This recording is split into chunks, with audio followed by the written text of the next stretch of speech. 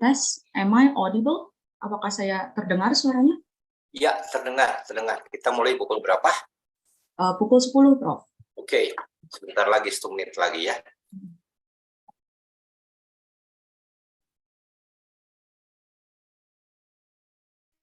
Tes, am I audible? Apakah saya terdengar suaranya? Ya, terdengar. Kita mulai pukul berapa?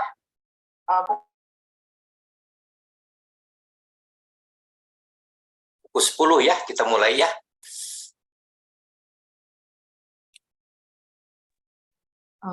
Oke, karena sudah pukul 10, as it's already been 10 a.m., I would like to open our special lecture today. All right. Good morning to everyone who's watching from Indonesia, and good afternoon to those who's watching from Hawaii. Welcome and thank you for attending this special lecture organized by the History Study Program, Department of History and Philology, Faculty of Cultural Sciences, Universitas Padjadjaran, and the Development Study Club. My name is Tazkia Irsyad. I'm a graduate student in the Master Program of History Study in the Department of History and Philology, Universitas Padjadjaran, and I will be your moderator for today's special lecture. So, everyone, we are very lucky to have Mr. Ruizhi, a PhD student from the Department of History in University of Hawaii, who will later give a lecture with the title Animals in the Study of Southeast Asian History. But before we go to the main agenda, I would like to invite Professor Kunto Sofianto from the History Study Program Universitas Padjadjaran to give an opening remark and officially welcome Mr. Choo. Professor Kunto, please, the time is now yours.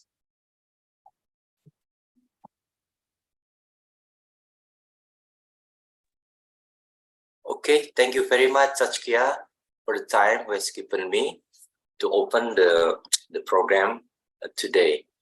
And thank you that we can meet Ruizhi, yeah, from Hawaii. Okay, it is nice to meet you today. Of course, I'm happy that you can give lecture to my all students especially in the history program today. Good morning, and on behalf of the History Study Program, Faculty Cultural Sciences Padjadjaran University, I really welcome this public lectures. This is because the title of the presentation that will be delivered by you, Choo Ruizhi, is very relevant to our research focus, especially the master program, which focuses on environmental history. Apart from that, studies on animal history are especially presented in graduate lectures in Sejarah Satwa course in animal history. I consider the topic of today's discussion important because basically human life cannot be separated from animals, especially nowadays. The issue of extinction of wild animal and violence against animals has become an important issue, especially in Indonesia, which has many endemic animals. Thank you to Choo Ruizhi as the speaker and also to the Development of Study Club who collaborated with us in organizing this lecture. Hopefully, we can continue to collaborate, research, and discuss in the future. Please take a good time and have a good discussion today. Thank you very much. Please, Tazkia, I return to you. All right. Thank you, Professor Kunto, for the opening and welcoming remark. Now, let us move on to the next agenda. First of all, please allow me to introduce Mr. Choo, who is our main speaker of the day.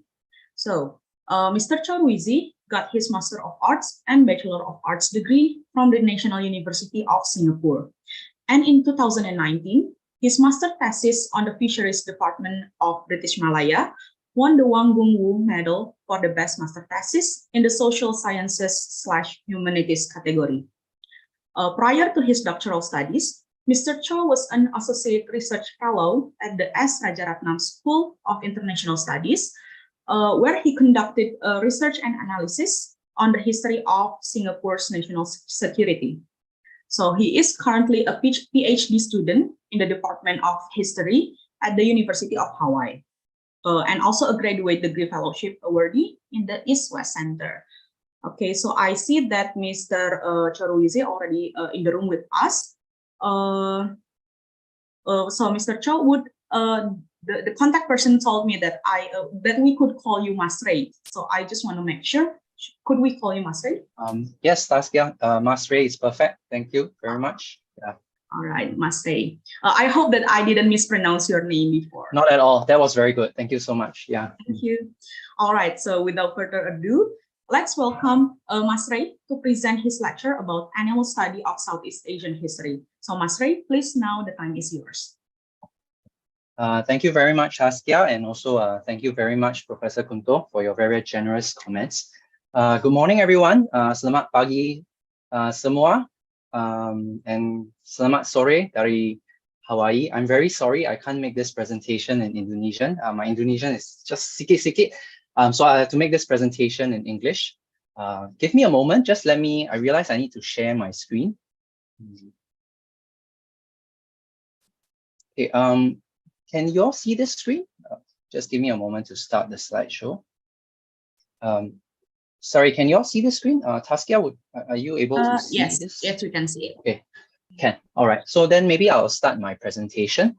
So once again, thank you very much, everyone, for making time to attend my presentation today on animals in the study of Southeast Asian history.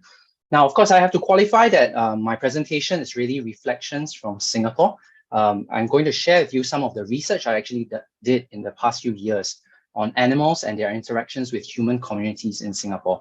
So I can't really speak for the whole of Southeast Asia, but I think some of the things that I learned and some of the experiences I did may actually be relevant to the rest of Southeast Asian history. So let me proceed to the rest of my presentation. My whole presentation today is actually structured around one simple question. And that question is, why study animals in history? Or in other words, what new things can we learn when we look at the human past through animals? So before I actually move into talking about the rest of my presentation, I think I want to make a few clarifications and offer a few working definitions, just so we are all on the same page about what exactly I'm talking about. I realized I had to do this because sometimes when I tell people I'm doing animal history, I get a whole lot of different understandings, a lot of people asking me different things. So I think it's best we are on the same page. So first of all, animal history, or at least the animal history that I do, is not a natural history. It's not an evolutionary history.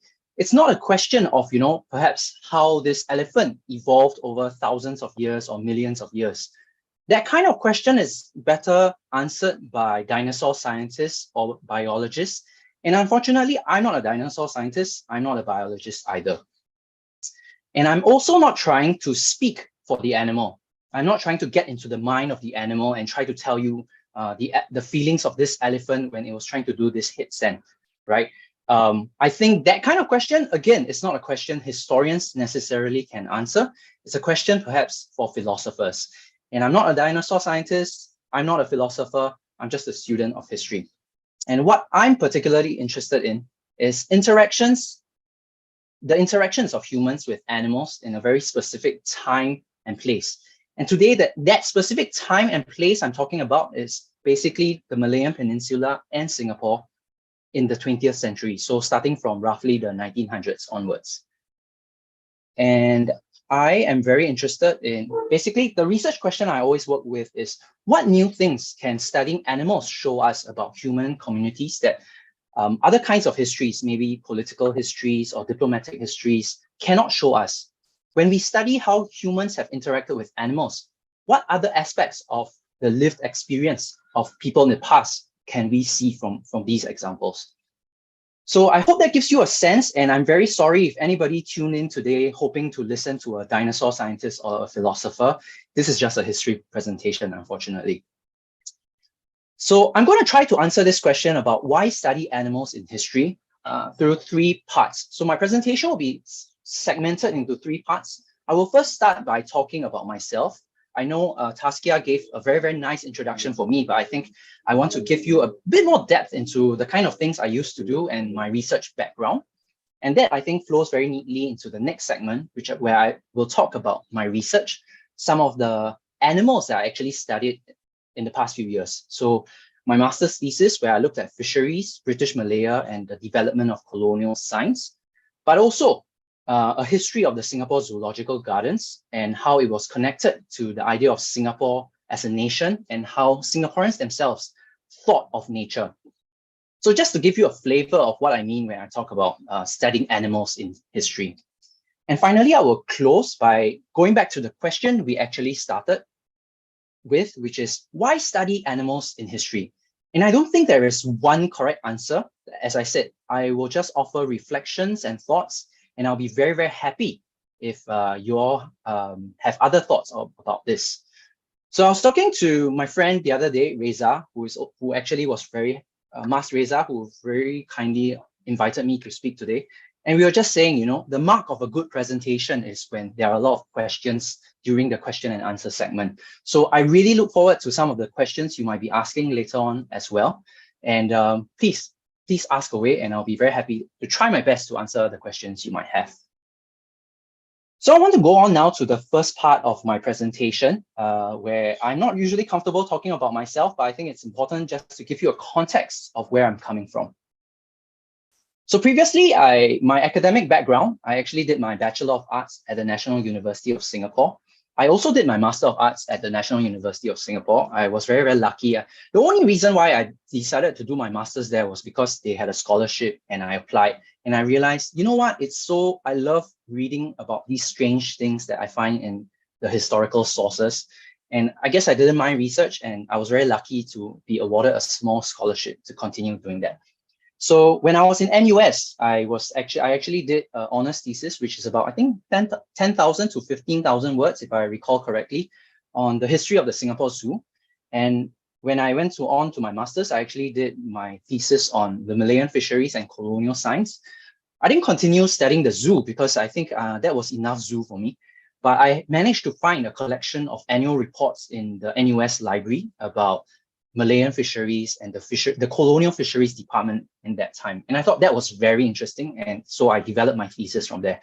So that thesis was about 30,000 words, about 2 to 3 times the length of my honors thesis. And I think that really made me think very hard about how to do history and animals in history. So I think from these research interests, I think you get a sense that I'm more interested in the environmental, cultural, and social aspects of colonial and post-colonial Southeast Asia. You notice that I don't really talk about politics or, you know, diplomacy or military. These are all important aspects, but I realize I'm more interested in these dimensions. So this is a picture taken from a book published in 1923 about fisheries, which I will talk about later. So after I graduated, I really needed a job, and I was very lucky that there was an opening at RSIS, the S. Rajaratnam School of International Studies. So if for any of you listening in who might be familiar with RSIS, you will know that this is actually a very strange place for historians to go, because RSIS's strengths are with contemporary issues, issues of the present, and issues of national security. So I myself was a bit, I didn't really know whether they wanted me, but they hired me on. And I was very lucky I was able to be given a space to actually conduct research into Singapore's food security history. In other words, I looked at how Singapore developed from a lot of small-scale farmers where people would be growing vegetables in their backyard, raising a few pigs, how that moved into something much more intensive, more like factories, large pig production, vegetable production, and then to today, where Singapore actually imports more than 90% of its food. What happened in between? So a lot of my research at RSIS was about that. And there's not much space and time for me to actually talk about that today. I had to pick and choose because I only have about 45 minutes. So if you happen to be interested in maybe my research into pig farming or fish farming, please ask me during the Q&A. I have also published a few short commentaries. If you are interested, you can take a look at this also. And this is a picture of myself. I don't think it's the best picture. It's a very uncomfortable me, but basically that was me when I was in RSIS.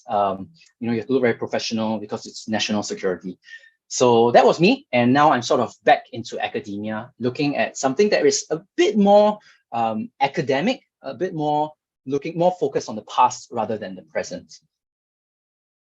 So enough about myself. I want to move on now to the second part of my presentation, which is to talk a bit about some of the research I've done over the years. And I realized, of course, this really goes back to some of the things I did as a master's student, as an undergraduate, but I think they are the more interesting ones, and feel free to ask me more questions or disagree with me. I will basically be sharing about colonial fisheries, my master's thesis, and the Singapore Zoo.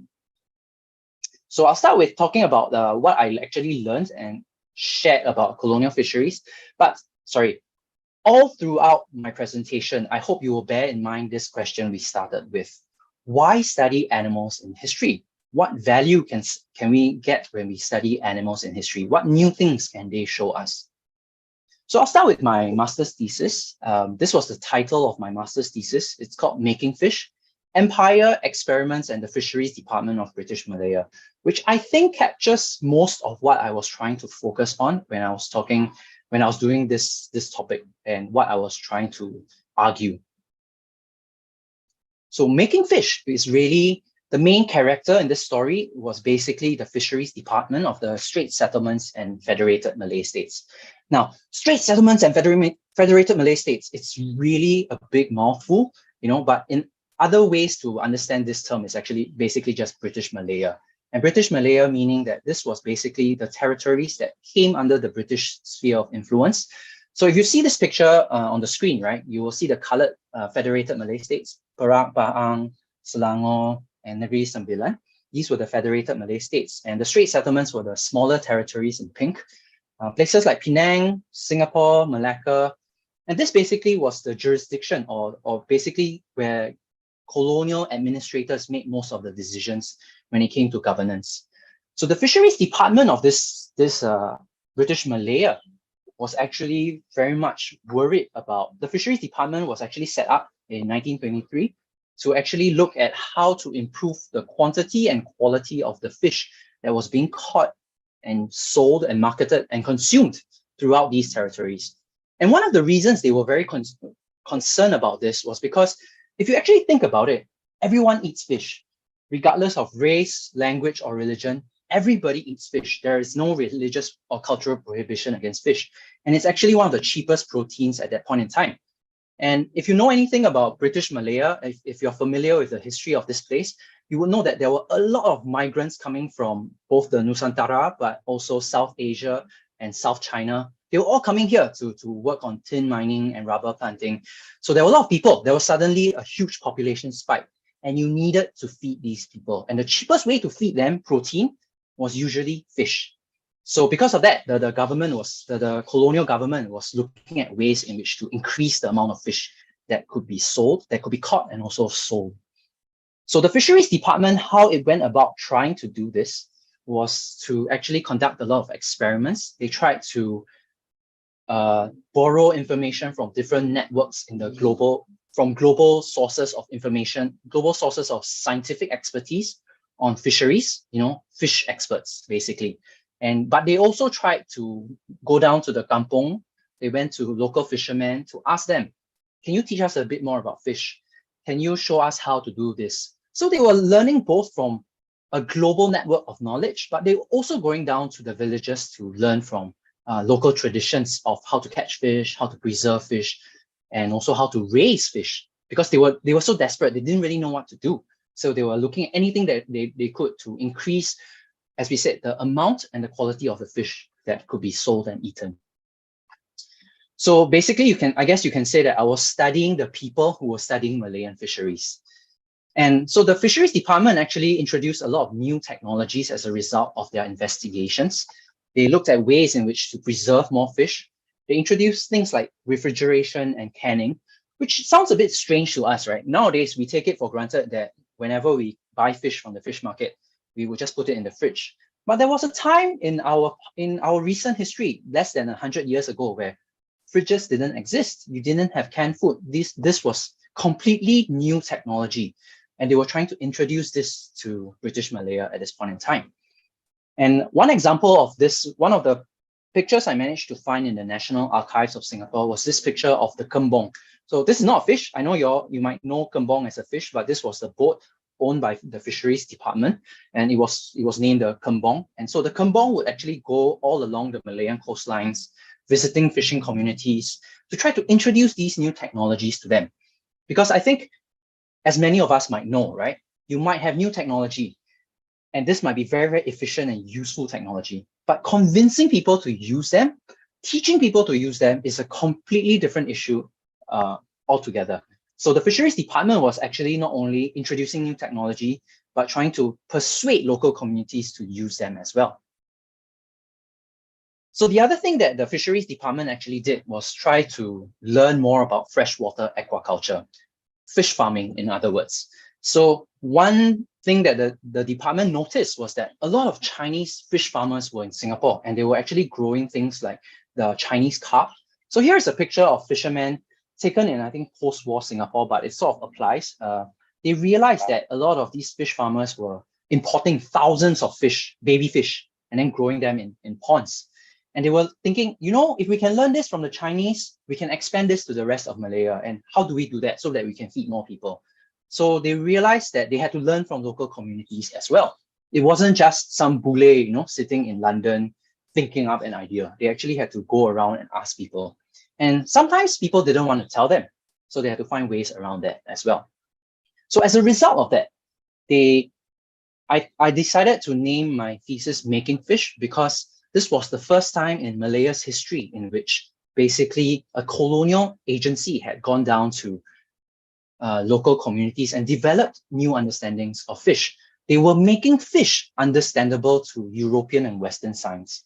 And it had never happened before in Malaya's history, as far as I know, until this point in time, sometime in the 1920s and 30s. So I want to move on to the last part of this presentation about colonial fisheries. It's a question that everyone asks about when students of history do a topic, right? They will ask you, so what? You know, so what if I study? So what if you told me about fish? How does this contribute? How does this change my life at all? And it may not change your life, but I think the significance of studying fish, for instance, was that it allowed me to see that colonial science was not just, it didn't come from an imperial center. It wasn't somebody in London thinking, one day they woke up and then they had an idea about how the fishes in Malaya, halfway across the world, behaved, how to solve these problems. It was a combination of different kinds of knowledge that had to be put together. So it was not just the smart European science that came and solved all the problems. It was a combination of local knowledge, but also global types of knowledge from all over the world. And of course, as I think I've alluded to in the past slides, it was very much dependent on local knowledge. So if you know, if the scientists went down to the kampong and he asked fishermen, can you teach me a bit about this? And the fisherman said, no, I don't want to teach you. Then they were stuck. How do you know about the local fishes unless you have locals teaching you about these fishes? So it was very much dependent on the cooperation of local communities or the non-cooperation of local communities. And as a result, it was very much contingent. And the meaning of contingent here is that it was very messy. It was entirely by chance. So I think it changed my understanding of colonial science, because I think many of us, we grow up in this Western-centric world where we assume that Western science is very complete and superior. But it made me realize, looking at these sources, that science in general advances. It's a collaborative effort, and it's often very messy. It's full of failures. So when I was reading these annual reports, it was very funny. I was just seeing so many instances where they're like, we tried to grow 100 fish today, and then 2 weeks later, all the fish died. You know, we have to start again. Or today, the Chinese farmer doesn't want to teach me about this, so I guess we have to find a new way around. Or another one, and which I thought was very funny, was that they were so disgusted with Chinese people and how they grew fish, because how they would do this is they would pour a lot of cow dung into the fields, and this would feed the fish, right? And so the stereotype of Chinese people eating everything was something that a lot of these colonial scientists were very disgusted by, and they continually went back to. So I thought these were very interesting anecdotes that also contributed to how I thought of colonial science. So I hope this wasn't too boring for you. I want to move on now to hopefully something that's a bit more interesting. And this is my history of the Singapore Zoological Gardens. So this is a quick advertisement for a book that is coming out by Professor Timothy Barnett. He was my supervisor when I was in NUS. My chapter on the Singapore Zoo is actually going to come out in a book that I think it's going to be published by the end of this year. It's called Singaporean Creatures, and it will be published by National University of Singapore Press. So if you're not interested in the zoo, that's fine. There are a lot of stories of very other interesting animals, like the history of mosquitoes, the history of dolphins in Singapore in our sea aquarium as well. But I can't tell you that story. I can only tell you the research I did into the Singapore Zoo. So I entitled my chapter "Nation, Nature, and the Singapore Zoological Gardens," and I hope that will become clear why in the next few minutes. So the main character in this story is basically the Singapore Zoological Gardens, which was founded in 1973, and my story ends in 2018. And why 2018? First of all, I need to end the story somewhere, right? But 2018 also because for another reason, which will become clear soon. If you think about it, Singapore gained its independence in 1965. And in less than 10 years, they had decided to build a Singapore Zoo. Of course, you can say, oh, that's just Singapore being efficient. But I think what was very interesting to me was how much effort they actually put into building this national zoo. I think zoos are a very interesting place because a lot of governments, especially the Singapore government in this instance, put a lot of effort into, because I think it was a point of national pride for them. But it wasn't just a point of national pride for the leaders. It was very much a lot of ordinary citizens and Singaporeans were very excited when the zoo first opened also. So I think this was very interesting because this story of how the Singapore Zoo was first established, the idea that came up first, and then how they went about achieving this, how eventually it was expanded and changed as a result of feedback from ordinary citizens, not just the leaders, was very interesting to me.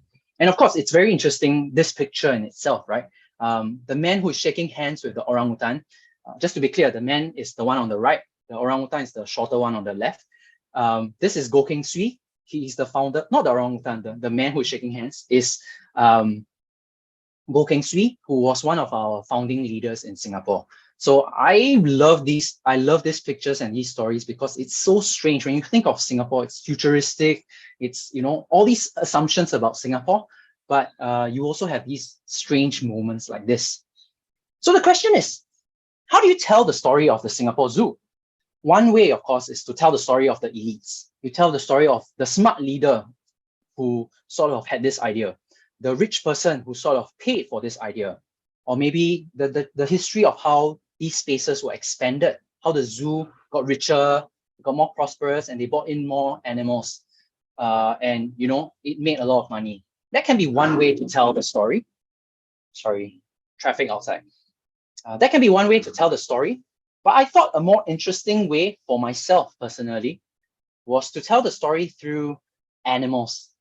And of course, if there is a zoo, there must be animals, right? So I told this story through 3 animals, which I tried to picture here. The first animal was actually Twiggy the panther. And this panther was basically a 3-year-old big cat who actually escaped from the Singapore Zoo a few months before the zoo was slated to open.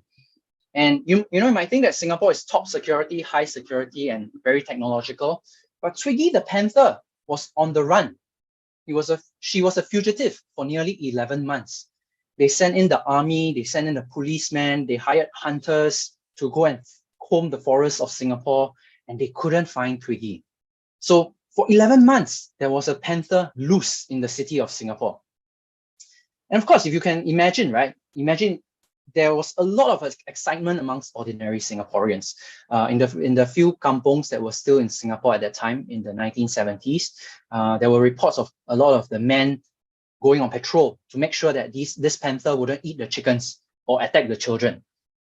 There were reports of writing competitions or art competitions to suggest what to do if you catch the panther, or how do you catch the panther even. So it wasn't just a story of the elites. It wasn't just a story of Goh Keng Swee or Lee Kuan Yew. It was a story also where ordinary citizens, we could actually sense and hear the voices of ordinary citizens as well. And the story of Twiggy the panther has a very tragic ending. She was actually surrounded and then caught. And here, this picture on the top left-hand corner, of course, is her dead body at the end, where they actually threw smoke bombs into a drain, where they had trapped her and sort of killed her. So that's the sad story and the sad ending to Twiggy the panther. A happier story is Aming the orangutan. I don't know how many of you all might be familiar with the story of Aming the orangutan, but basically she was an international icon, I think, as this picture suggests. A lot of tourist agencies from Europe and America actually came to Singapore to film commercials featuring Aming. And Aming was basically well-known and well-loved by many Singaporeans also. And she basically represented a time in the zoo's history where they were trying to market themselves to the rest of the world. It's very strange to think of it now, but there was a time when the Singapore Zoo was founded actually for Singaporeans. Today, the Singapore Zoo is very much aimed at tourists. It's a huge tourist trap. It's very expensive. But this was the start of it. Aming the orangutan represented that turn from focusing on citizens only to turning the zoo to a more international tourist audience. So Aming was part of that marketing campaign. And so I would say that in some ways, it represented the expansion of Singapore's imagination, both for how it would market itself overseas, but also for Singaporeans who suddenly realized, hey, there are orangutans here and they are interacting with foreigners also. It was basically the slowly opening up of Singapore to the rest of the world, both in terms of its economy, but also in terms of its people. And finally, the story of Inuka, the polar bear. Inuka, in this picture here, I think he was maybe 2 or 3 years old only, was the first and probably, I think, the only polar bear born in the tropics. And he was born one day after Christmas in 1990. And he passed away actually in 2018. So it's very strange, right? If you think of a polar bear, it's very much an Arctic creature. It lives in very, very cold climates. So if you think about it, sometimes when we go out into the sun these days, especially the Southeast Asian heat, right? In Singapore and Jakarta, it's so hot. Now imagine wearing a thick fur jacket everywhere you go. So this was basically Inuka for the whole 27 years of his life. And the whole time he was alive, he was in this enclosure, right? How you feel about this, whether it's animal cruelty or not, I leave that to you. But for the Singapore Zoo, this was a point of pride. It represented their ambitions. They wanted to show that, look, we are rich enough, we are capable enough that we can sort of show to the rest of the world that we can keep a polar bear. And it was very interesting because in the newspaper articles, even the director of the zoo himself, he sort of subtly admitted that, yeah, it maybe wasn't the best decision, but he had to listen to his leaders and the stakeholders who sort of funded the zoo as well. And so this comes to the last point of why I actually decided to end my story about the Singapore Zoo in 2018, because Inuka died in 2018. And the strangest thing, or the most fascinating thing I think about Inuka's death was that there were many tributes and tears on social media. I can still remember in 2018, I was on Instagram and I was watching an influencer's Instagram stories. She was filming herself crying in response to Inuka's death, which was very funny to me, but I thought it was very, very striking that people could feel so strongly about an animal they've only seen maybe once a year, every time they go to the zoo. Even our Prime Minister, Lee Hsien Loong, he actually wrote that Inuka was as Singaporean as any of us, right? An animal who, by all appearances, does not belong to this climate at all. Singaporeans suddenly felt a deep connection to the extent that they were crying, they were writing long tributes, they were drawing pictures, and they even had a memorial ceremony for Inuka at his enclosure at that point in time. And now they've preserved him. If you go to the Singapore Zoo today, you can still buy a Inuka soft toy. So you can sort of see, right? Animals live on. Even after they die, they still live on in our imaginations. And it's very clear from these 3 animals that is very much the case. So I hope that sort of gives you a sense of how, when we look at animals, it gives us a very different view of Singaporean creatures. So yes, Singaporean creatures, or you can replace Singaporean with any other country or analytical category. But these creatures, I think, allow us to glimpse different relationships and connections among Singapore that we wouldn't otherwise find if you just, looked up on Wikipedia, history of Singapore. You definitely would, I don't think you would find a history of Aming the orangutan. Let's put it that way. So I want to move on now to the last part of my presentation where I'll be talking the most, which is the question I asked earlier also. So what? what is the point of studying animals in history? That was today's question, right? So I want to give some, I think you may have formed some impressions after my presentation over the past 30 minutes or so, but I just want to offer some reflections and some responses, and I'll be very happy to hear your thoughts. But before I do that, I want to point out, right, that conventional histories, the histories I grew up with in Singapore, when I read the textbook, or I go to the museum, or I listen to my history teachers, it's the histories of politics and diplomacy. And I'm very sure in Indonesia, it might be something like that also. When I was speaking to Mas Reza, he was telling me a lot of Indonesian history is a bit like that also, right? This is, when we talk about history, this is usually what we are thinking about. When you go Wikipedia, this is the history they tell us also. And very often, these histories are also big man history, right? They are the histories of the powerful, the clever, and the rich people. It's almost like my nenek didn't have a history. It's almost like the ordinary folk didn't have a history worth putting into textbooks as well. And I don't necessarily agree with that. I disagree with that. But often the histories we learn, of course, is about kings, the battles they fought, the treaties they signed. And it's always about success and victory, right? This country succeeded, or this king was very smart and very powerful and very clever.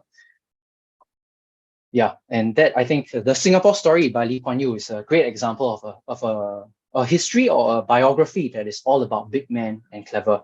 And I think Lee Kuan Yew is a great story, but I don't think it is a very interesting story. I mean, you might disagree with me. Some Singaporeans might disagree, but maybe it's because I grew up with it. I think it's kind of boring, and it's definitely incomplete.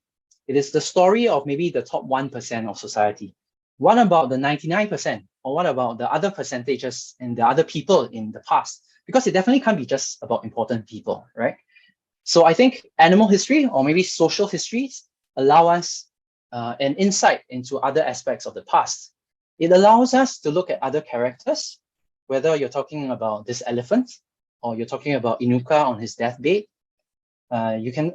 By looking at animals, we can look at the other human beings that are connected to these animals, whether it's the fisherman who caught these fishes, whether it's the scientists who studied these fishes, or the merchants in the fish market who sold these fishes, or the zookeepers, or ordinary citizens themselves who felt very scared or very happy about certain kinds of animals. And other characters also includes non-human characters like fish, panthers, or pigs. And because we have different characters, I think we end up asking different questions from different angles. Like, for instance, how and why did Singaporeans grow to love a polar bear so much, right? How did a picture like this in the bottom right corner, how did it get taken by the Straits Times, which is Singapore's newspaper? What were the processes that led to this? Or how did we catch and eat and raise fish in the past? Which may not sound like an important question until you realize that so much of the economics, so much of the nation building, all these leaders had to be fed also, right? The economies that is run by labor has to be fed also. So in a way, fishes or the animals that people consume or interacted with drove empires and nations as well. So I think animals in Southeast Asian history are very important for some of the reasons I've listed below. And here, when we look at animals and other characters, we end up with stories that are not just about victories. It's the stories of failures. It's the stories of ideas moving across the world. It's the stories of how landscapes may have changed. And ultimately, I think it's the story of more interesting things like ordinary peoples and everyday life, which we might not necessarily get if we just study the histories of the elite. So it gives us alternatives. And I think alternatives are important because it gives us other ways to imagine the past. And so this basically brings me to the last slide of my presentation. I always like to close my presentations with this quote from an environmental historian called William Cronon, whose writing I really enjoy. And William Cronon says that the stories we tell change the way we act in the world. So the more stories we can tell about the past, they allow us to change, they give us more options to change how we act in the world. And I think giving us more options to change how we act in the world gives us more futures to contemplate. And I think that in itself is quite a hopeful way to think of the world. Because otherwise, if all we are thinking about is, oh no, the world is going to end because we are such nasty people and we can't do anything about it, that in itself is a story of despair. And I think there are more stories to be told that will help inspire us and change us rather than stories of despair, we can tell stories of hope. We can tell stories of experiments and ordinary peoples as well. So I hope my story, the stories I've shared here today, may help to change in some small way the ways we act in the world as well. Thank you very much, and terima kasih.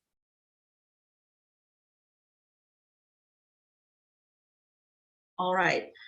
Thank you so much for Mas Ray for the amazing lecture. That was such an interesting take on Southeast Asian history. And as you said before, I also realized that in Indonesia, the historical study is still quite dominated by, as you said before, the conventional history about politics, war, military, and etc. And the study of animal in history itself is still quite unexplored, if I may say. So the lecture you gave before hopefully will give us the opportunity to look beyond what we generally watch and see in our daily lives. And I hope that it can give inspirations, especially to the students that listening to the lecture today, to take on the research of animal in history and maybe other unconventional themes in the historical study. So without further ado, let's move on to the next session. That is the Q&A session. So if anyone has any question, please either use the raise hand feature so that you can ask directly through the microphone, or write down the questions in the chat box, and I will read it out loud. Okay. So anyone have any questions?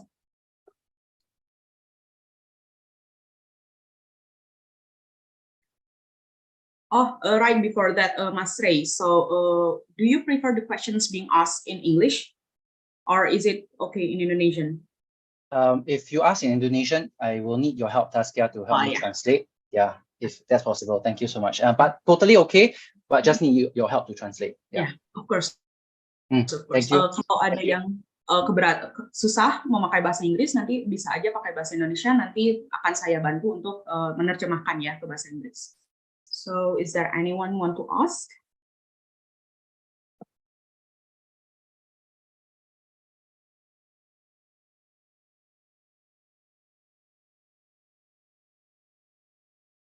Oh, sorry, I didn't see it. So yes, Wayne Low just raise their hands. You can open your mic, please.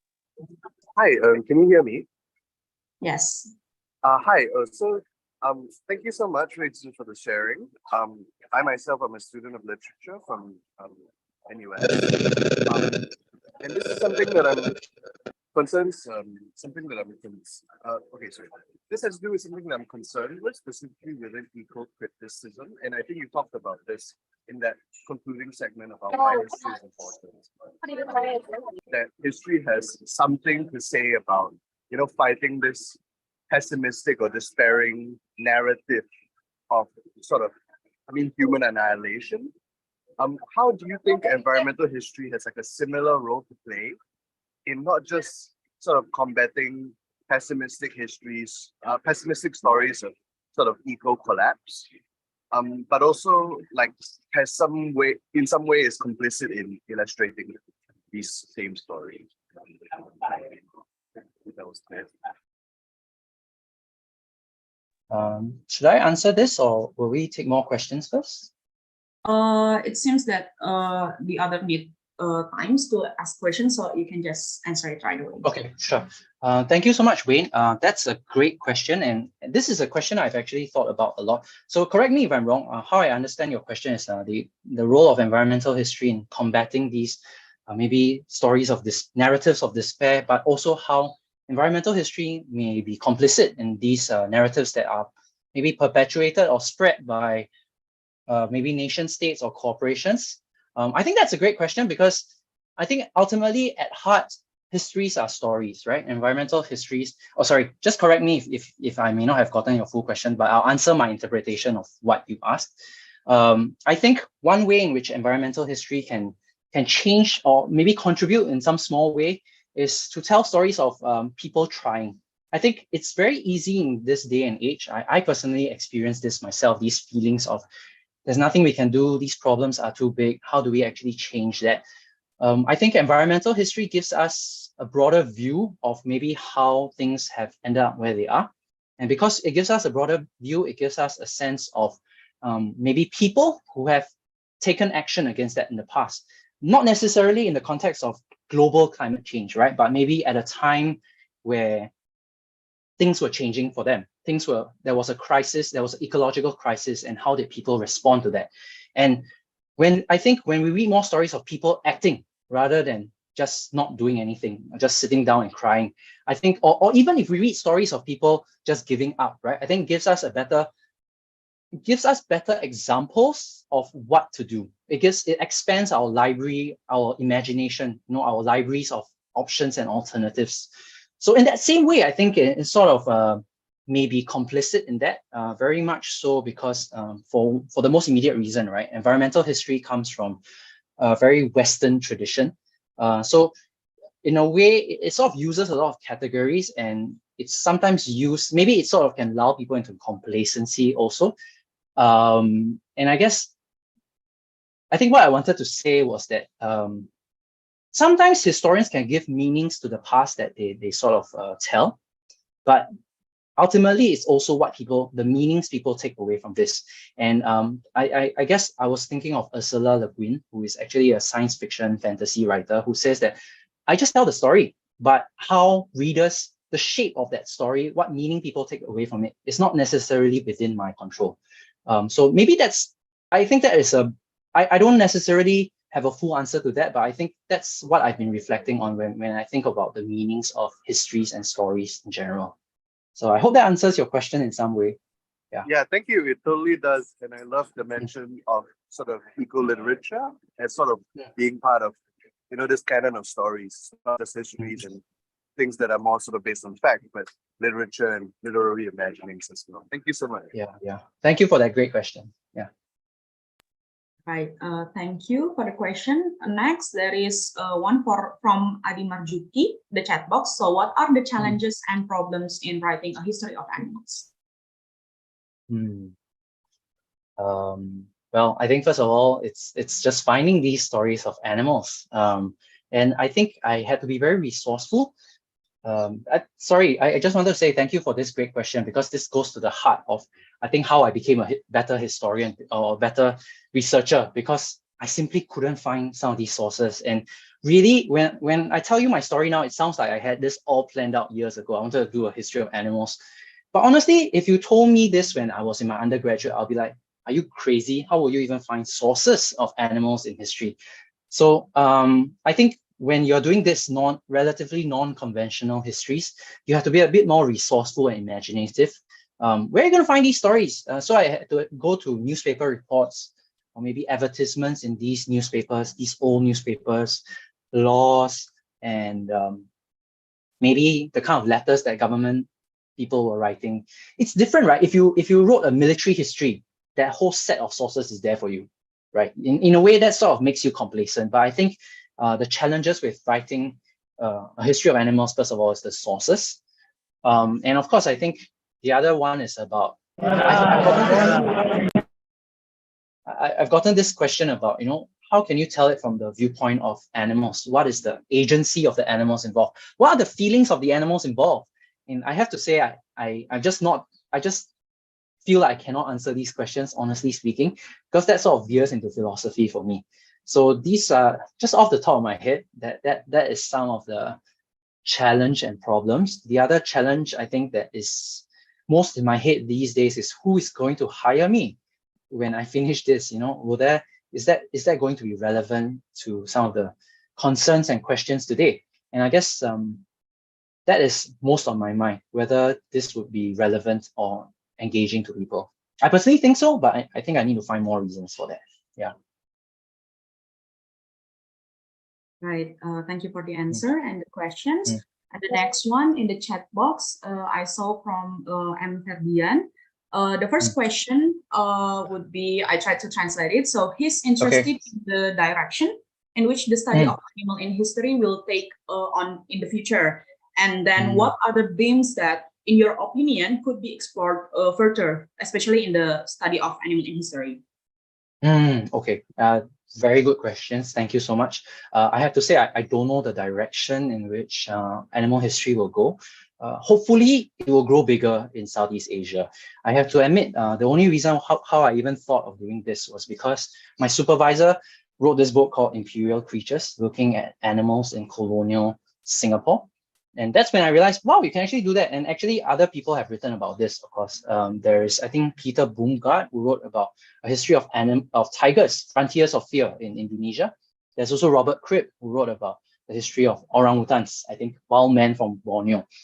So I don't know the specific direction. I can't predict these things.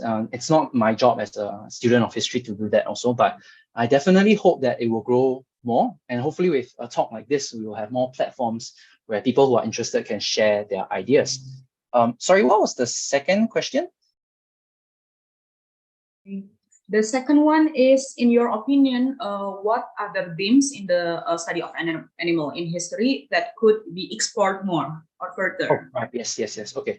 I think that when we talk about animals in history, the lowest hanging fruit, right? You want to get people's attention is to look at charismatic animals like elephants or tigers or orangutans. But I think one area that I'm hoping to sort of look into is everyday animals. So things like fish, of course, but things like pig farming, or also, one day I want to write the history of cats in Singapore, or the history of birds and miners in Singapore, because I'm very sure there is a history there. And so that's for me in my country, but I think Indonesia has infinitely more possibilities simply because you have so many cities and different cultures in each cities also, and how there are different cultures of how people relate to animals as well. So I think it's very easy to reach for the charismatic and sexy animals, right? They are big and they catch the imagination. But I think there is something to be said about everyday life also. I think hopefully in the course of that presentation I just made, we can see that a lot of aspects of everyday life can be reviewed when we look at everyday animals as well. Yeah.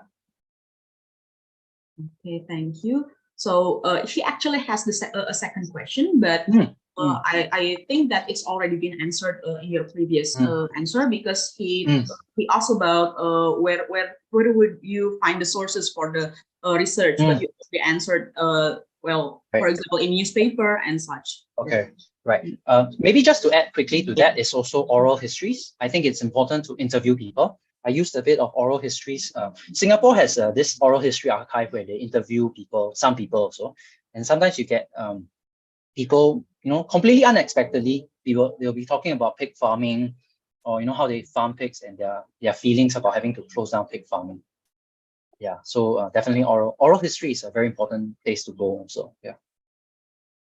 All right. Okay. On to the next question from Abdul Martin.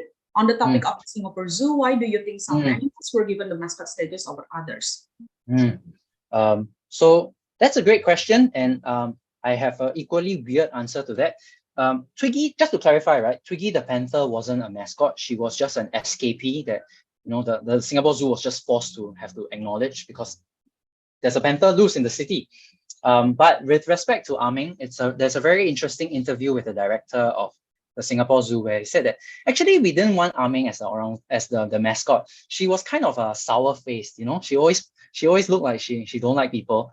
They chose another orangutan. So I guess the point is how they chose it. There are different criteria over time, but maybe, and I can't say because I'm just the one reading the sources. The best person to answer this would be the zookeepers, but I think it's about marketability. So this would be a question that maybe a PR manager would best answer. And they have tried actually. So why specifically the orangutan and the polar bear? What I have left out in this story, right? Simply, and this is inevitable whenever we write histories. We have to leave out certain pieces of information. It's as if like I asked you, what happened to your day? You can't tell every single thing that happened in your day. You have to choose key episodes. So there were other mascots in the Singapore Zoo. The elephant I showed you, I think her name is Inusha. And there was also Chawang, the bull elephant. So there are these different animals who are more charismatic, and I didn't choose them, partly because it wasn't so dramatic. They were very nice animals, but there wasn't something so exciting as people crying on Instagram because the polar bear died. So maybe that will happen one day with the elephants. But I chose I had to make certain choices in telling these stories also. Yeah. Okay. Does that answer the questions? Yeah, hopefully that answers the question. Totally. Yeah. Yeah. Right. Since we have the time still 11:30 in Indonesia time. So if anyone still have any question to ask, please ask away. Oh, there is the new one. So from Lazuardi, on the topic of British Malaya fisheries, particularly British Singapore, since most of fishing regions of British Malaya were in the east coast of Malayan Peninsula, how did Singapore maintain their fishing industries after separation from Federation of Malaya, and how it still stands to this day? Sorry, just to clarify, the question is how did Singapore maintain its fishing industries after independence? And what's the second part of the question? And how it still stands to this day. Okay, so great question, and I'm so happy there's a question about post-independence fisheries. So it's true. There were actually reports written for the Singapore government about how, after independence, there were a lot of problems about getting fish. But despite the political turmoil, the fish supplies eventually also continued to go to Singapore. But one thing that was very interesting was that I think around that point in time, confrontasi was still happening with Indonesia. So a lot of the fish that used to come from the Riau Islands had to be halted. So the answer to this is that Singapore eventually resumed these imports. Singapore cannot get away from the fact that it needs to actually depend on imports for its fish, for many of its foods also. The best Singapore has ever done is, I think, about 40%, could meet 40% of its needs from growing, from catching certain kinds of fish. But this was in a particular moment pre-war, where Japanese fishermen actually came to Singapore and they went further out into all over the Riau Islands to actually catch fish and bring it back to Singapore. But I mean, so that depends, right? Do you count that as a import, or do you count that as local? That's it's the question of definitions. But yeah, anyway, the point is Singapore always had to rely on imports. The latest thing that they have tried to do in the past 20 years or so is to try to grow fish. And if you go and read the newspaper reports, right, they always say, oh, this is the secret to Singapore's success. We are going to grow so much fish that we'll have to export all the fish that we grow. We are going to be so successful. But it never succeeds. There's all this talk about deep sea fishing.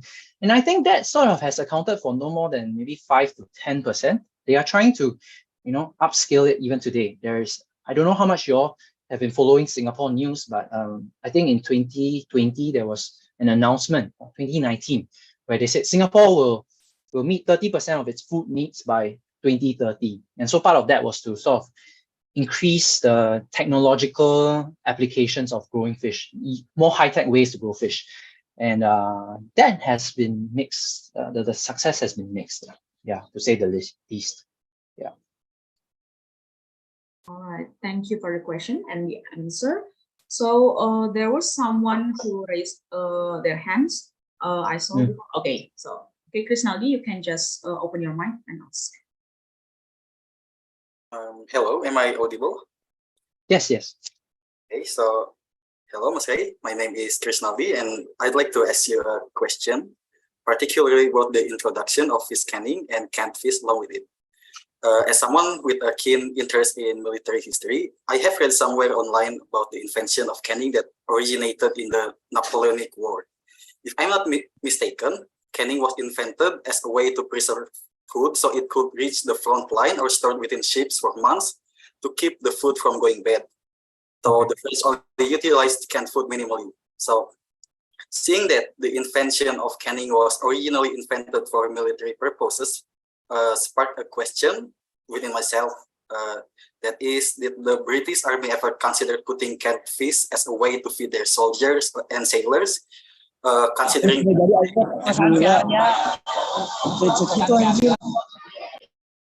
that they had the largest land mass at the period, or did they create the canning facility purely for commercial purposes only?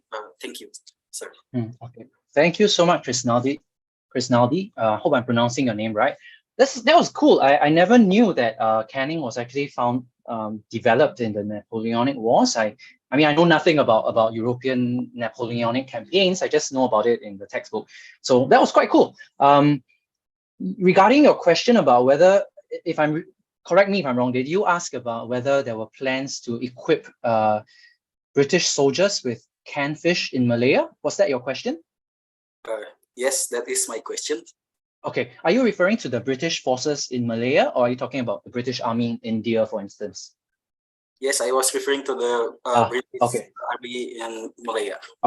Okay, in Malaya. Okay, so as far as I know, this didn't come out when I was reading the sources, and part of the reason for that is that honestly, a lot of the efforts at Canning was very there were a lot of failures. They tried to do this, and there were a lot of ambitions, and I think they were even planning to export this fish overseas. Strangely enough, the army doesn't come into this. I think because in the period we are talking about, this chain of army logistics in Malaya didn't really talk about fish. I think they were adequately equipped already. So as far as I know, I've not come across sources that talk about this. And so it goes back to the fact that Canning wasn't very successful. I think this only became, there were a lot of small sporadic experiments. They wanted to move into that, but before this could be expanded to a large scale, here came the war, the Japanese invasion. So the quick answer is not really, yeah.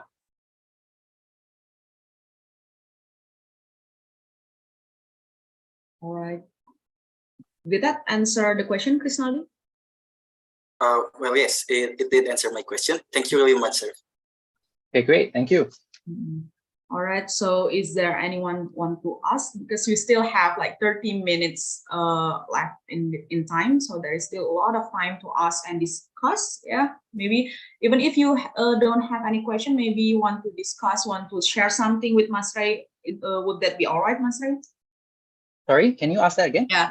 If it's not a question, maybe they want to share something that they knew about like animal historical study. Yes, please do. I'll be very happy to learn from you all also. Yes. Okay, so that there is a follow-up question actually from Wayne Low. Okay, sure. Yeah. He said that especially in wake of 30 by 30, but also in the phasing out of family farms, how do you think the language of technology, specifically agri-tech, frames cosmopolitan narratives on farming and food? Wow. Thanks for this question, Wayne. I don't really know how to answer it. Just because the way this question is phrased is not really from my discipline. I'll try my best, but please correct me if I'm not answering your question. How I understand this question is how this whole techno-scientific discourses around technology sort of changes how we think about farming and food. So I will answer that understanding of the question, but correct me and please add if I'm not really answering the question. I don't actually know specifically, but I think a great place to look at this would be, I mean, this would go down even more to everyday lives about a lot of the cookbooks or how Singaporeans or other citizens of nation states would actually start talking about food. What I can comment about is how the government, because I use a lot of government sources, how that language of technology really permeates a lot of these conversations about agriculture and growing food. And I personally share a lot of misgivings about that, because it's almost like if you read these kind of narratives, whether in brochures or how they talk about it, it's always about how technology will be the silver bullet that solves all our problems. And I don't know. I wonder whether there can be lower tech alternatives that might be cheaper, but maybe just less sexy. So I think maybe one way, to go back to your question, I think one way in which it has sort of changed our narratives is when we think of food in Singapore, we usually think of it, how we imagine it is in very, very high-tech ways, right? We don't even think about food coming from the farm anymore. We think of food either in the supermarket or in very, very nice glass, what do you call it? Warehouses? No, sorry, I can't really, the word escapes me, but you know what I mean. All these technological spaces, right? Or, you're going to engineer it from the lab, or you're going to fly it in. I think that has changed how we think of farming, how we think of food production in Singapore today. Yeah. Not the best answer, and I can't really say, but I think the better way to look at, maybe we will find more answers to this when we could track that change through everyday conversations or through these more vernacular everyday sources. That would be actually a great topic to look at. Yeah. Yeah, vertical farming. Yeah, I can. Yeah. Yeah. Okay. Hopefully that answered the question. Okay. So is there anyone who want to ask?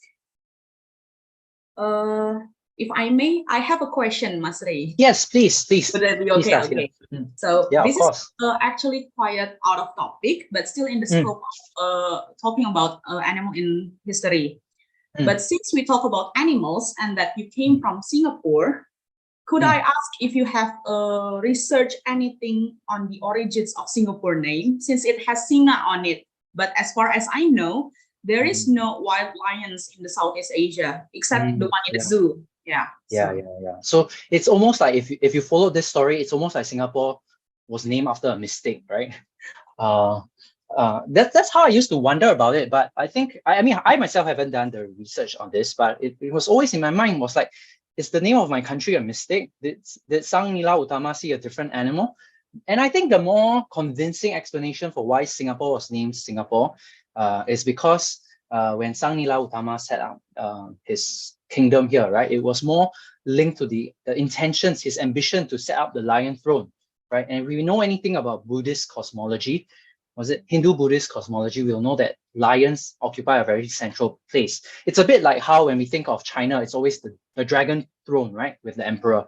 So I think when I read this, that, you know, it wasn't so much about the animal he saw, but it was about the kingdom he wanted to found, the kind of ambitions he had for his nation. I think that sort of makes, well, not nation, but the kind of the future of his kingdom that he wanted to found. I think that sort of makes more sense to me about why Singapore was named Singapore. Yeah.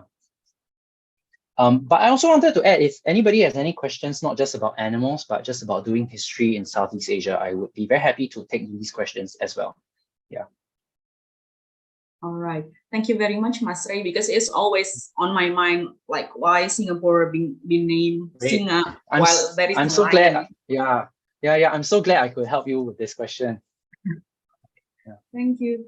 So is there anyone who wants to ask anything outside the talk about animal study and stuff?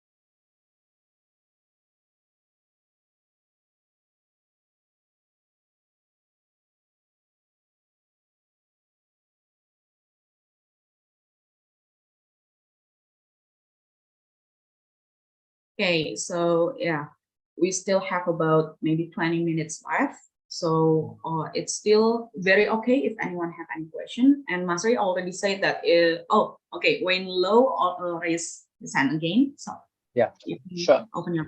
Hi, I'm so sorry I'm like hogging up all the time, but I'm just really interested in this topic. Specifically, I wanted to ask, like in your work as an academic, not only just for RSIS, but you know, with the institution as well. And specifically as a historian, how often do you have to rely or sort of consult more sort of theoretical canons like social theory and philosophy specifically to frame sort of your understanding or your approach toward sources or topics?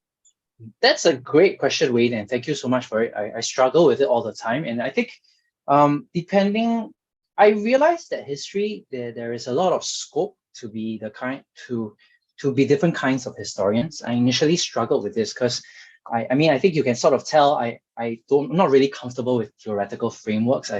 I'm more interested in reading about the stories of people and animals rather than the thoughts of European philosophers. Honestly, I'm not clever enough to do that. So I guess that maybe that's why I gravitated towards history also. There is space for theoretical work, and that theoretical work is important. It's just that I think I've reconciled the fact that I can't do that, and but I can do other things. So to answer your question, I think personally for me, I don't really use a lot. I struggle a lot with these theories because I've tried to do this before, and one thing I realized that sometimes it becomes more about the ideas. It becomes a discussion of ideas than the story of the past. And I'm not comfortable with doing that. Although these ideas are important, it's just that I think I would like to foreground and focus more on these stories. So for instance, I guess one good example is talking about the story of the Singapore Zoo.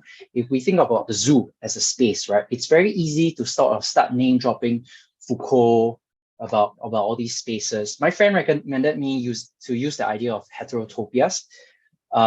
And it's very easy, but honestly, I was very scared. I don't know Foucault at all. Or you could even use Marx, perhaps.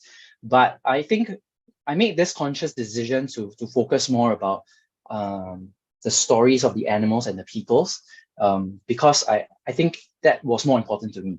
So to answer your question, I think it goes back to the personal intellectual, is that the correct word? Intellectual choices we make and what stories we choose to tell. With that said, of course, I think it's very important to be aware of what structures and theoretical frameworks we use. Yeah. Thank you.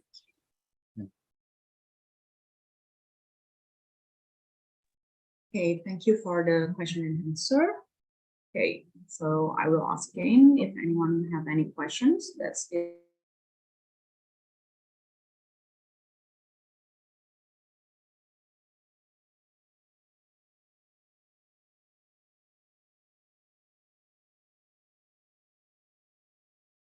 Curious about something. Sorry, Taskia, my Wi-Fi connection a bit. Could you ask the question again? I sort of missed out that. The past. No, yeah. Okay. I was just ask the audience if they have any questions. Oh, sorry. Okay. Because we still have many lines. Yeah.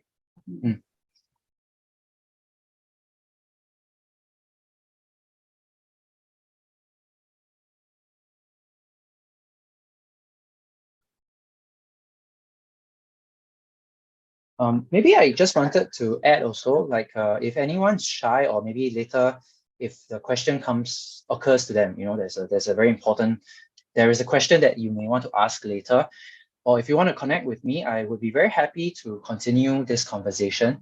Let me just share my email address, I think, or you could just ask Taskia, but maybe I will just share, sorry. Let me just share my email address here on my last slide. Yeah, so this is my last slide. My email address is here. Oh dear. Okay. So yeah, if you would like to connect with me and to have more conversations, I will be more than happy to learn from you. Yeah, so you can find me on LinkedIn also. Just type in my name, Choo Ruizhi. You'll probably be able to find me. Yeah.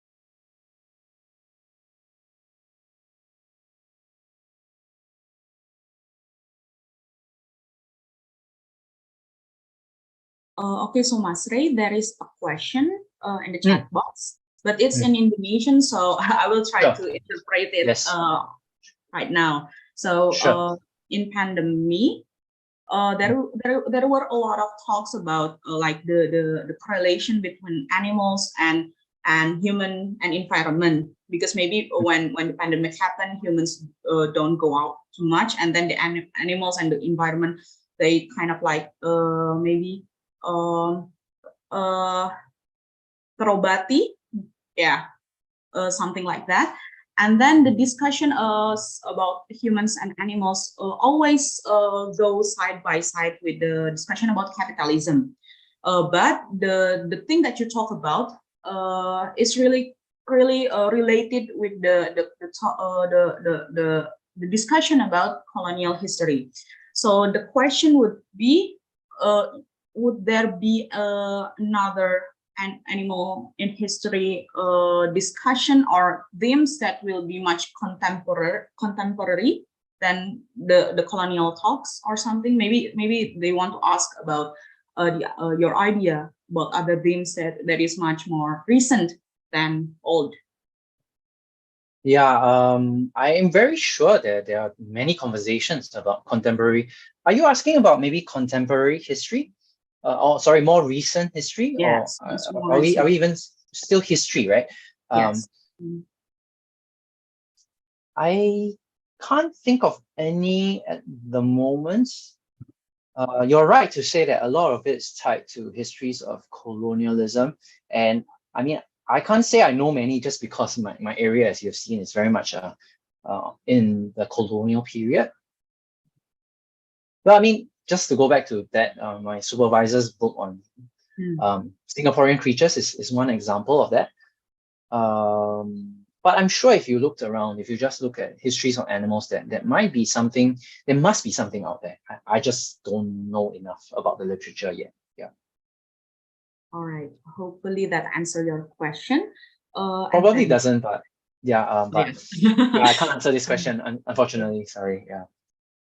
It just broaden your horizon and look around you. Yes, to search for inspiration. Okay, still have times left.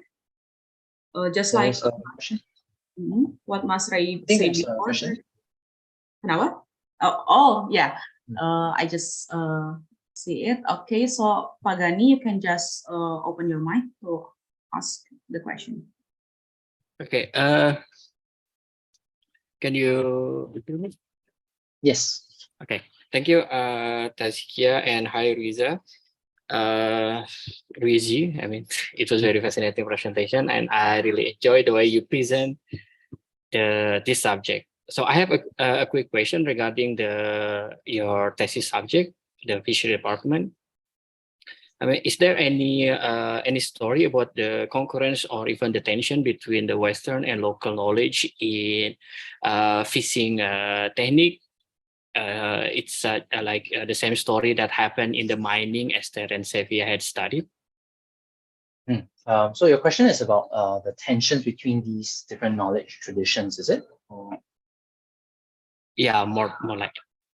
Okay, I don't think. I mean, if you're talking about a clash, not really. I think what was very surprising to me was actually the colonial scientists even wrote in their reports that they acknowledged that Malay fishermen were the best in the. They were the best in the world. You know, like these are experts who have gone to different countries in the world at this point in time. They've traveled around the world learning different kinds of fishing traditions, and they were saying that the Malay fishermen are among the best in the world. All their techniques. It was very interesting because there were a lot of descriptions of these techniques as well. So I think there was a very clear recognition that they needed to learn from these Malay fishermen. But with that said, I think they were also trying to see how. So when we talk about fishermen, right, and even farmers, it's always very much subsistence farming, or they are catching fish maybe for their family. So there was always this concern amongst European scientists of how to scale it up. How do we catch more fish, right? Very, very Eurocentric ways, very capitalistic ways, perhaps, of looking at the world. So this was actually their concern. I don't think the knowledge tradition there was so much of a clash, rather than a very clear acknowledgement that the locals know best as far as catching fish is concerned. But how do we catch more fish was basically the question that these scientists were more preoccupied with. Yeah. Okay, can I add something? Yeah, sure. Okay, and regarding the local knowledge of these local fishermen, is there any sources we can use to elaborate more, except the information from the Western scientists? I mean, maybe some local manuscript, or I don't know. Yeah, so that's a great question, and this goes back to the earlier question about what are the constraints of that. I have to acknowledge, right? I don't think I've come across any, and if there are, I'm not aware of them. Partly because I don't think I can. No, I mean I cannot read Jawi. I don't know whether there are local manuscripts that actually write about fishing as well. This is also why I decided to frame my topic in terms of colonial science, because of the nature of my constraints, right? I can't really read many languages. I can maybe read a bit of Chinese, a bit of Malay, but a lot of these fishermen with their local knowledge, they weren't really writing these things in. At that point in time, a lot of the fishermen were largely illiterate. They didn't leave a lot of sources. So I was very conscious of that. And that's why I think it was more a history of colonial science, what the colonials were doing with this knowledge, rather than how these local fishermen understood the world. So that's definitely a constraint also, the availability of sources and your language ability. So yeah. Thank you, Ruizhi. Thank you. Okay, thank you for the question, Pagani, and the answer also, Mas Rey. There is one more from the chat box. So from Akmal, he want to ask about animals as an identity for Singapore. So as we know, Singapore has the merlion as a landmark. What is the meaning behind the merlion as Singaporean identity? Great question, Akmal. Thank you so much. Very frankly, there is no meaning except that it's a tourist icon. It's a symbol that was, I think, created in the 1980s because the Singapore government wanted to attract more people, more tourists to come here. So they decided, let's create an icon and a symbol for tourism. So the merlion is nothing but a symbol. Of course, they draw on the traditions of our maritime past and the fact that we are a lion city. So easiest way, right? You combine a lion head and a fish body, and there you have the merlion. So the meaning behind the merlion as Singapore's identity it's relatively recent, and because it's relatively new, there are still a lot of different ways to understand that. There's no one singular way. I hate to say that it's a tourist icon, or I hate to say also that it's part of Singapore's identity. But yes, some people have it's a good and a very convenient way to think of Singapore as a way to represent Singapore. And so actually some of our poets have written about the merlion and what it can mean. So there's no one singular meaning, but there's always this sense that, it's a mashup. It's a horrible mashup. And so a lot of our local poets say it's as ugly as how we have been mashed up as a country, the lion and the fish, how it looks so ugly. And maybe that's one way in which it's related to our national identity also. But of course, these are very angsty poets, right? Or they have very complicated feelings about the Singaporean national identity. So all this to say, there is no one meaning, but definitely there are these meanings. And it's really how different Singaporeans will think of this differently as well. Yeah. But it's a great question. Thank you. All right. Thank you for the question, Akmal, and hopefully it answered your question before. All right, we still have about 7 minutes left. If anyone wants to ask questions or make maybe an argument or discussion, you could before our time is up.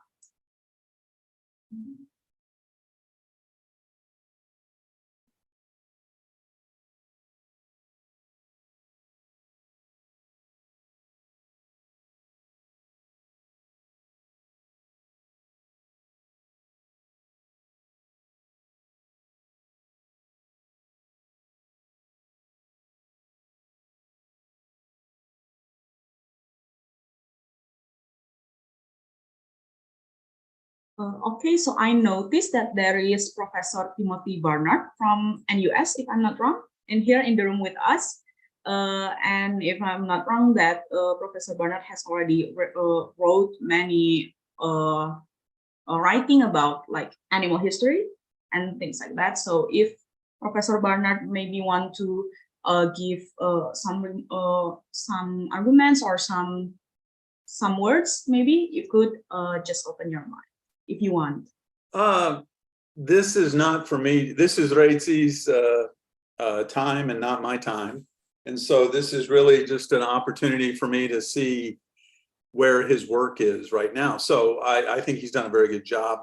But the key thing I think he emphasized, which everyone can remember, is that you can use animals as a tool.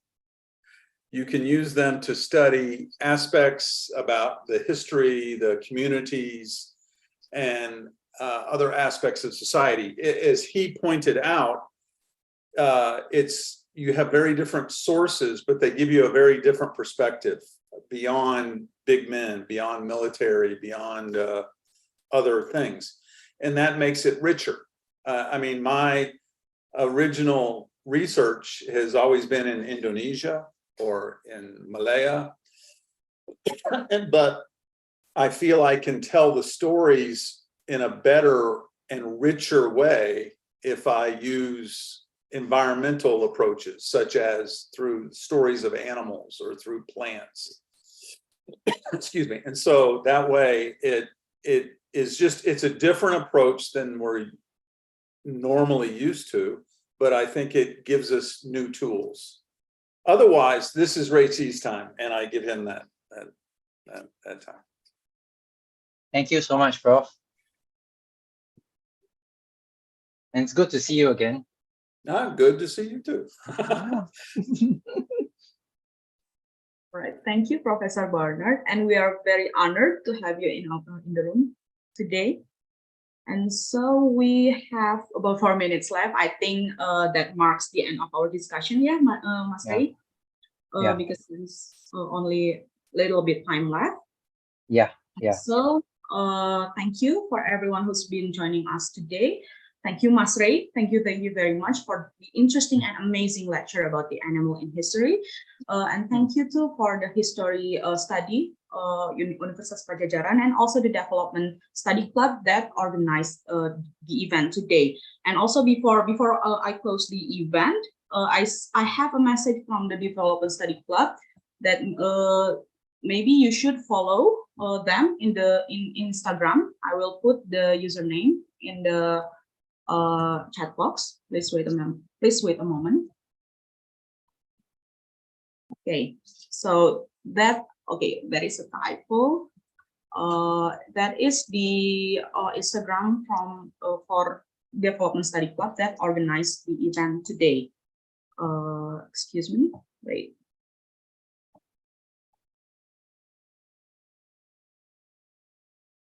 Yeah. That it goes. So thank you everyone for attending this lecture today, and hopefully that I will see you in another occasion apart from this lecture. So thank you, Mas Ray. Thank you everyone. Hopefully you have a good Thank day. you very much also. Yeah, and thank you for having me. It was a pleasure to present to you all. I'm very happy you all liked it. Yeah. Okay. All right. So yeah, this marks the end of our lecture today. So if anyone want to leave the Zoom room, you can leave. And yeah, okay. Thank you very much again. Okay. I can see you. Okay. Bye bye. Okay. Okay. Selamat tinggal.